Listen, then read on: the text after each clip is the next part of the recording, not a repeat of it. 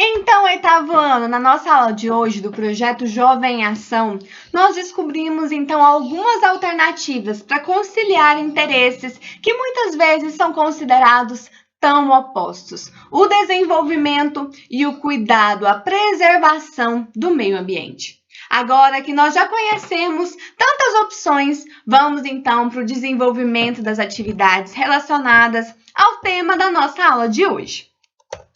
A gente tem aí a primeira questão, que está pedindo para observarmos a matéria vinculada no Jornal de Niterói, em São Paulo, no início do ano passado, intitulada Construtora derruba árvores centenárias na Boa Viagem, em Niterói.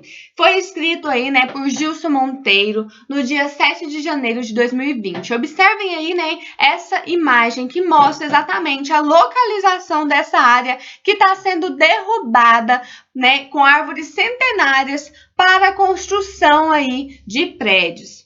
Árvores centenárias estão sendo derrubadas na rua Antônio Parreiras, no bairro de Boa Viagem, em Niterói, por uma construtora formada por políticos e empresários. A empresa é a SPE Praia de Boa Viagem, Empreendimentos Imobiliários, e está estabelecida na rua Presidente Becker, em Icaraí. O empreendimento, segundo pouco informa uma placa afixada no local, tem licenças de suspensão, corte de árvores, desmonte, demolição e instalação. O painel mostra apenas números de processos, mas não divulga o nome do responsável técnico, nem quais órgãos teriam concedido a licença. Não diz se as licenças são das secretarias de meio ambiente estadual ou municipal, ou se a derrubada das árvores foi autorizada pelo Instituto Estadual do Meio Ambiente. Então, após lermos essa matéria aí, do Jornal de Niterói, vamos então para resolver as questões. Essa notícia, depois de ler ela aí, vai na contramão dos nossos aprendizados de hoje, não é mesmo? Como que ela faz isso? Então, pessoal, ela está retratando aí, a destruição de árvores para dar lugar às construções. E o que nós vimos hoje foi justamente o contrário, Foi a busca, o anseio por conciliar ambos. Então, ela mostra aí o contrário, a derrubada de árvores centenárias para a construção, por uma imobiliária aí, que busca construir nessa área. A letra B pergunta qual que é a realidade que está sendo priorizada pela empresa de empreendimentos imobiliários aí, e se você consegue imaginar qual que é a sua motivação. A realidade priorizada, é a do desenvolvimento, sem se importar de maneira alguma com a preservação da natureza. E nós vimos que a principal motivação da humanidade para esse tipo de atitude é econômica, é buscar aí, produzir riquezas, construir, desenvolver-se, produzir bens de consumo, tudo isso com cunho econômico. Então, essa realidade ela tem sido priorizada em nome do dinheiro. A letra C está pedindo para indicar alternativas que fosse possível conciliar a realidade de avanço e construção e de preservação e menor impacto possível no ambiente, no caso acima. E essa é uma resposta pessoal, porque eu quero que a partir das alternativas que foram postas a vocês aí, das opções que a gente conheceu, das realidades que são possíveis, que vocês indiquem alternativas para conciliar essa realidade aí do caso, da necessidade de preservação do meio ambiente e da vontade de avanço da construção aí pelo ser humano. A número 2 diz o seguinte: é um prédio? É uma árvore? Conheça o prédio coberto por árvores na China, que funcionará como uma floresta urbana. Ao todo, serão 24 mil tipos de flora, com 18 mil plantas, 6 mil arbustos e 100 árvores de cedro no entorno dos andares. Olha que trabalhão, pessoal.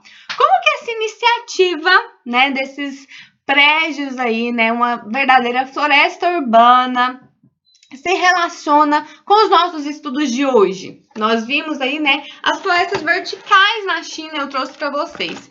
E essa iniciativa, ela se concilia com os nossos estudos de hoje? Então, ao buscar aproximar essas duas realidades distintas, de cuidado com a natureza e de desenvolvimento. A China, ela faz ali, né, prédios enormes, com grandes estruturas e proporções. E agora ela está inventando aí, né, de reflorestar, de florestar esses prédios. Então, nesse sentido, quais que são os impactos positivos que poderão ser sentidos com projetos como esse? Eu disse para vocês que dentro dos impactos positivos aí, a gente pode destacar o aumento da umidade do ar, a ampliação do ecossistema, a produção de oxigênio, porque nessas cidades, são cidades, né, em sua maioria grandes, que não conseguem mais ter uma área verde. Então, esses prédios com plantas, com árvores, vão colaborar aí para a melhoria da qualidade de vida do ar da população que vive nessas cidades, nesses prédios. A letra C diz o seguinte: parece coisa de outro mundo, não é mesmo? De outro país, pelo menos é. A China, com sua tecnologia e os avanços, tornaram possível a projeção de construções que causassem o menor impacto possível no ambiente, já que estamos conscientes de sua importância para a qualidade e continuidade da vida na Terra.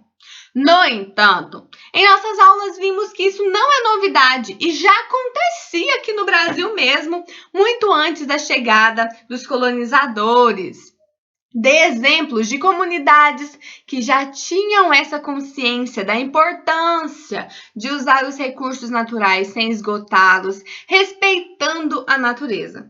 Explique como que elas fazem isso. Então a gente viu aí, né? Nossa, parece coisa de outro mundo. Ah, mas só acontece lá na China, né? É de outro país. Mas a gente viu na nossa aula que aqui no Brasil a gente já tinha, né? Muito antes do nosso país ser colonizado, a gente já tinha comunidades que compreendiam a importância de conciliar aí a sobrevivência, o avanço, com o cuidado com a natureza. Um desses exemplos são as populações indígenas, depois temos também as populações ribeirinhas. E aí, como que a pergunta fala aí, né? Como questiona a gente de como que elas fazem isso. Então, essas populações indígenas, essas populações ribeirinhas, elas têm consciência, elas já tinham a consciência da necessidade do uso responsável da natureza e conciliam esses interesses por meio de atitudes como usar os recursos da natureza sem esgotá-los, não poluir o meio ambiente, né? Cuidar dele, causar menos impacto possível. Então, essas populações, em sua maioria, elas buscam não destruir o meio ambiente. As populações ribeirinhas, elas compreendem a importância de cuidar do rio, porque elas retiram dali, né, aquilo que é necessário para a sua sobrevivência, para a sua permanência naquela área.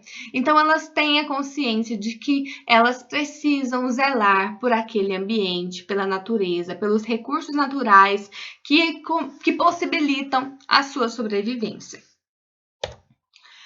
A número 3, a gente tem a ilustração do grupo Árvore, Ser Tecnológico, acerca da agricultura tradicional e da agrofloresta, né? Eu trouxe para vocês aí o exemplo da agrofloresta como uma das alternativas para conciliarmos o desenvolvimento e a preservação da natureza.